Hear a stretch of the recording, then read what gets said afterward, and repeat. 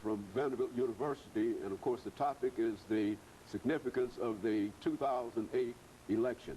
And of course, Dr. Baldwin, let's pick up where we left off. And since you are from one of the universities in this area, and one of the great universities in the nation and the world in a real sense, let's have you to sort of reflect on some of the things that have happened in reference to this election with the people that you work with, college students. I've had many conversations, both in the classroom and informally, with students I work with, and interestingly enough, I've noticed the impact of the election on them.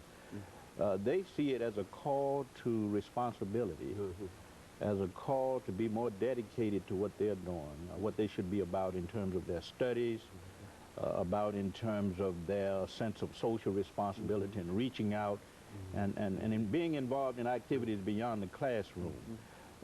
So it is a call to responsibility. You mentioned earlier about the impact on young people. I think we can speak in those terms as well, because Obama got where he is today by studying hard, by working hard. Of course, he was a beneficiary of affirmative action, but he's always believed in personal responsibility. And I think his election is a testament to the power of that kind of message. So what I'm hearing in colleges and with college students today is that, hey, this is a call to more responsibility. We've got to work harder. We've got to become more community involved. We've got to have some goals in mind so we can sort of build on this. We can't expect him to solve all of our problems, which means involvement on our part, means an organization on our part, that means political involvement on our parts, and how we can become a force in helping this new president to unite this nation. The nation is so divided. But one thing that Obama said during the presidency, and I was very impressed with that, is that we are not red states and blue states. We are the United States of America. So there's been a lot of talk about what is our responsibility, what is my role in helping to cement this nation, which is so divided, which is experiencing so many economic problems and problems in other areas. How can we be a force in assisting this new president to deal with this multitude of problems that confront us? You know, I think as an historian, you see, we've seen that there's been a very, very close comparison with Abraham Lincoln and Mr. Obama in terms of their outlook and perhaps even some of their policies and etc. What do you see in terms of that connection between the two? Well, I think they're similar in the sense that both came to power, and Obama will be coming to power, at a very critical stage in our history. Lincoln came at a time when there were battles over the institution of slavery, came at a time when there was civil war, regional conflict between the churches over the institution of slavery. Obama is coming to power at a time when we're in a financial crisis, a financial crisis with global impact, at a time when we are divided along religious lines, class lines, racial lines. So like Lincoln, I think Obama will have the challenge of trying to heal a divided nation.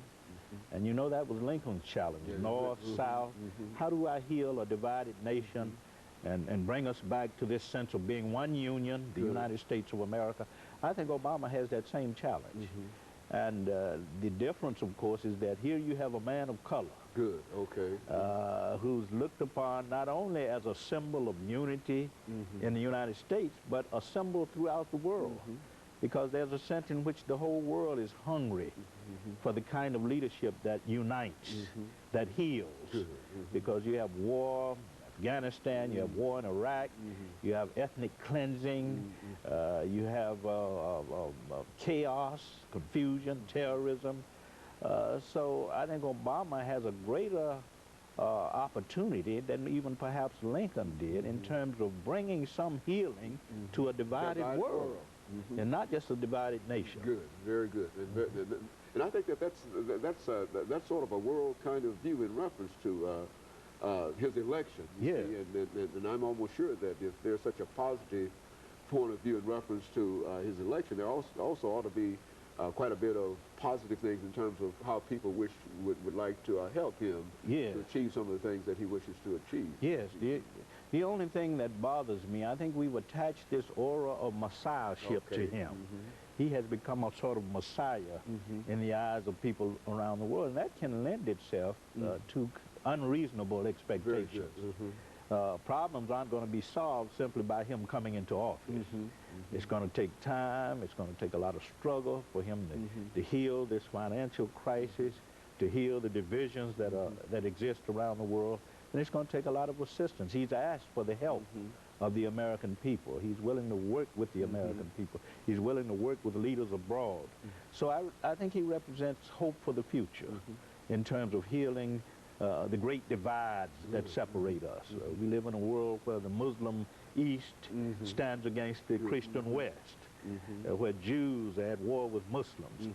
And we need a person with his kind of charismatic, magnetic personality, his kind of sane leadership, wise leadership to sort of bring healing within these divisions. You know, one thing that Dr. Baldwin, is that there are so many people who somehow feel that unless something has been accomplished, through this administration, and that especially this financial situation, that it will be very, very difficult to deal with some of the problems that we have to deal with. Yes. And so how do you see this, the financial situation? Yes, I think you're quite right. Karl Marx was right, as you well know, when he's the economic determinist, when he talked about dealing with the economic roots of problems. And if you can't deal with the economic roots of problems, then you can't solve the problems. So I think you're quite right, but I think his focus is correct. He's focusing on the middle class. Good. And giving a tax cut to the middle class and empowering the middle class. And by empowering the middle class, he thinks that he can, what, build a stronger economy. And I think he's right there. Looking at issues of health care, the availability of jobs, tax cuts, money for people to cover mortgages and that kind of thing. So I think he's very much concerned with kitchen table issues.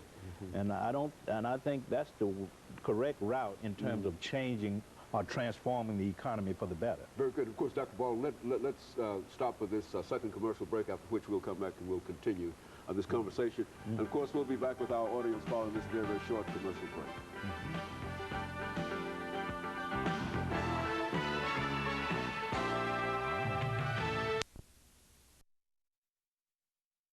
The topic is the